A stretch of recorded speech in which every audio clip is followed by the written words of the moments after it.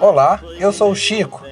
Oi, eu sou a Irene do Planalto. E eu sou a Laísa, e me juntei com o Chico e com a Irene para disponibilizar a monografia Se o Grileiro Vem, Pedra Vai, em áudio. Essa é mais uma parte desse projeto. O enfraquecimento do regime militar e o retorno do regime democrático trouxeram à tona a extrema violência que compôs o repertório de técnicas da grilagem no período, com ampla repercussão nos governos que sucederam o período ditatorial. O governo Sarney, logo em sua primeira fase, herdeiro das intenções da ampla coligação que elegeu Tancredo Neves, estabeleceu o Plano Nacional de Reforma Agrária, PNRA. Foi criado o Ministério da Reforma e Desenvolvimento Agrário, com especialistas e políticos voltados para a questão. Previa-se que pelo menos 1.500.000 famílias, de um total de 4.500.000 sem terra, num conjunto de 12 milhões de trabalhadores rurais expropriados, deveriam ser assentadas, dispondo-se de uma área de 130 milhões de hectares. Entretanto, apesar dos crimes cometidos em parceria com o Estado, os senhores do latifúndio ainda seguiam influentes no meio político. Ao mesmo tempo que a Constituição de 1988 criou os mecanismos necessários para se proceder a uma grande reforma agrária no país, definia claramente a desapropriação de terras por motivos sociais e o pagamento de terras com títulos da dívida pública, o próprio presidente da República capitaneava uma ampla frente conservadora, o Centrão, de bloqueio a qualquer mudança estrutural da sociedade brasileira. A pressão por reformas sociais seguia aumentando. Mais organizados, os trabalhadores rurais, agora assessorados por advogados e parlamentares, passaram a exigir de pecuaristas e madeireiras, na justiça, a apresentação dos títulos que dariam direito a expropriações dos poceiros. De acordo com Linhares e Silva, a resposta veio rápida. Por todo o país, jagunços assassinavam líderes sindicais, advogados e padres envolvidos na defesa do sem-terra. Tais fatos demonstram estar correta a tese de Almeida, para quem o fato de o governo ter incorporado a expressão populações tradicionais na legislação competente e nos aparatos burocrático-administrativos, tendo inclusive criado, em 1992, o Centro Nacional de Populações Tradicionais no âmbito do IBAMA, não significa exatamente um acatamento absoluto das reivindicações encaminhadas por estes movimentos sociais, não significando, portanto, uma resolução dos conflitos e tensões em torno daquelas formas intrínsecas de apropriação e de uso comum dos recursos naturais.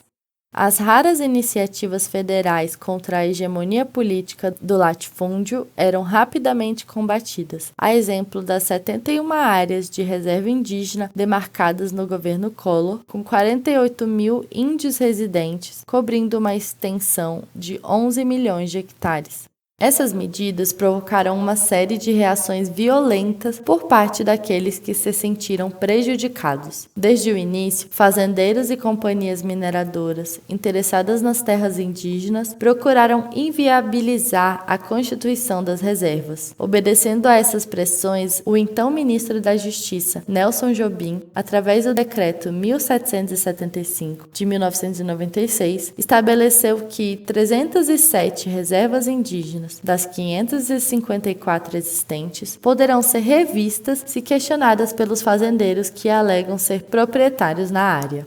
As denúncias foram tão assustadoras que o período seguinte foi marcado por uma série de iniciativas de combate à grilagem, a exemplo de diversas CPIs que trataram direta ou indiretamente do assunto, como a CPI da ocupação de terras públicas na região amazônica, em 2002, CPMI da Terra, os dois relatórios de 2005, CPI do extermínio no Nordeste, 2005, e CPI da biopirataria, 2006, assim como a publicação do livro branco da grilagem, INCRA 1999. Já nos anos 2000, sob o avanço do neoliberalismo em terras latino-americanas, a grilagem recebeu novo incentivo, desde que enquadrada no amplo espectro da posse mansa e pacífica, com a certeza da regularização das terras.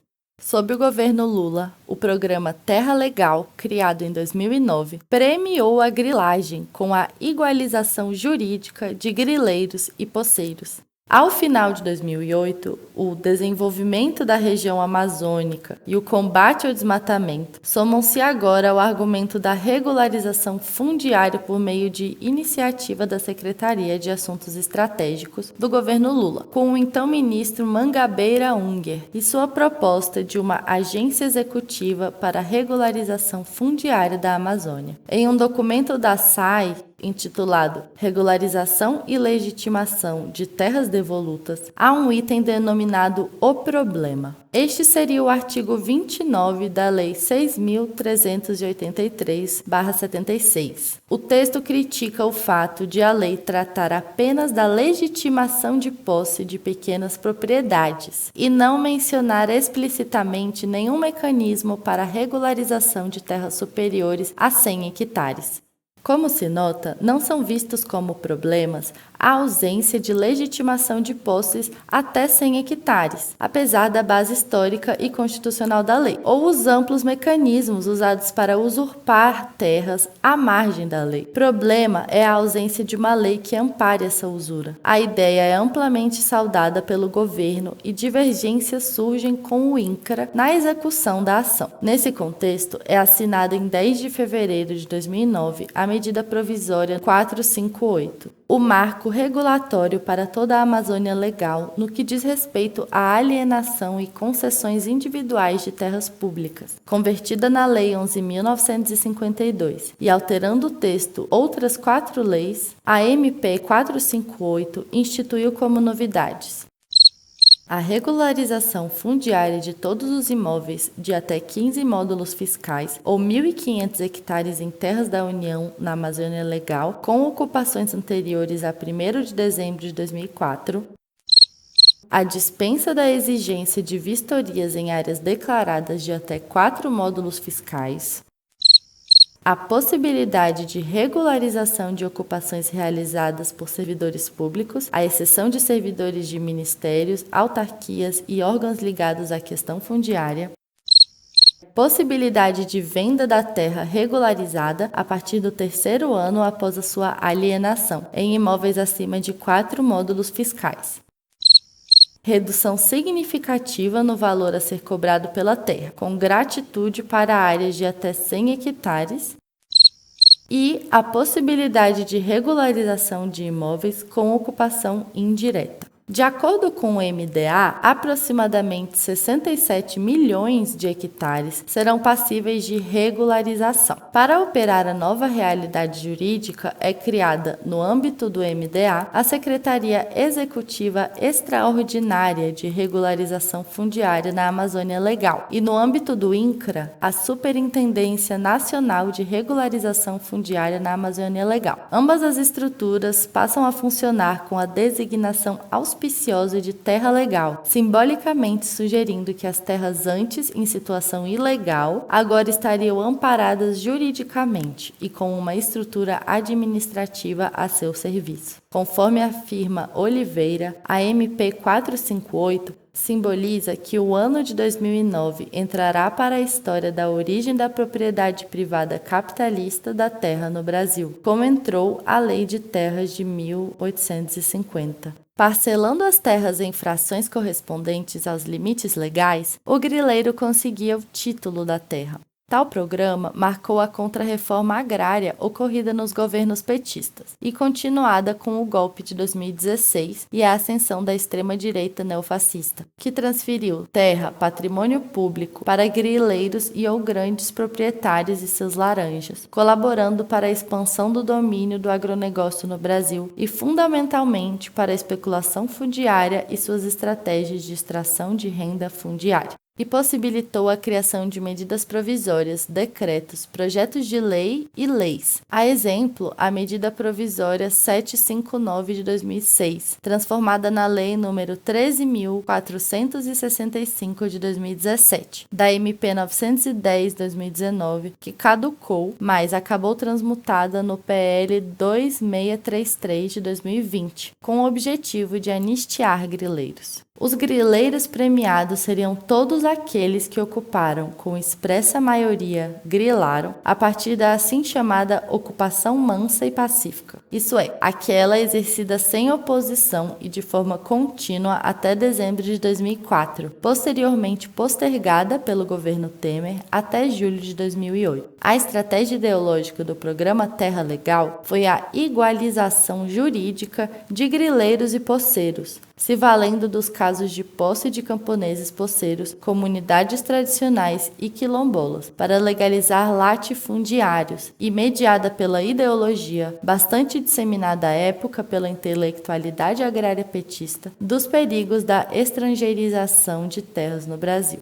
A novidade nesse interim foi a possibilidade da grilagem verde, utilizando mecanismos que serviriam para a regularização ambiental. O Cadastro Ambiental Rural, CAR, inaugurou uma nova modalidade de grilagem, que pode ser praticada com menos intermediários e de dentro de casa, posto que é digital e autodeclaratório.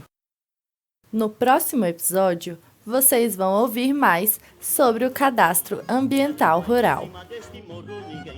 Ao grileiro nós vamos resistir, todo o povo daqui vai descer e uma ordem geral vai partir, que é botar o grileiro pra correr. Oi grileiro vem, pedra vai de cima deste morro, ninguém sai. Oi grileiro vem, pedra vai de cima deste morro, ninguém sai. Esse foi mais um episódio do podcast Se o Grileiro Vem, Pedra Vai, onde realizamos a leitura da monografia de mesmo nome do Chico Souza, apresentada ao Departamento de Antropologia da Universidade de Brasília. Texto, Chico Souza. Vozes, Laísa Fernanda Alves da Silva, Irene do Planalto Chemin e Chico Souza. Consultoria de podcast, edição e montagem de som, Irene do Planalto Chemin. Fotos, Durval Mota e Chico Souza. Identidade visual, Alex Nogueira. Divulgação e mídias sociais, Laísa Fernanda Alves da Silva. A música tema é Grileiro Vem, Pedra Vai, do Centro de Cultura Popular. Na descrição desse episódio estão disponíveis as referências teóricas citadas, a monografia do Chico completa e o endereço das nossas redes sociais. E uma ordem geral vai partir, que é botar o grileiro pra correr. Oi grileiro vem, pedra vai de cima deste morro, ninguém sai. Oi grileiro vem, pedra vai de cima deste morro, ninguém sai. De cima deste morro ninguém sai. De cima deste morro ninguém sai. De cima deste morro ninguém sai. De cima deste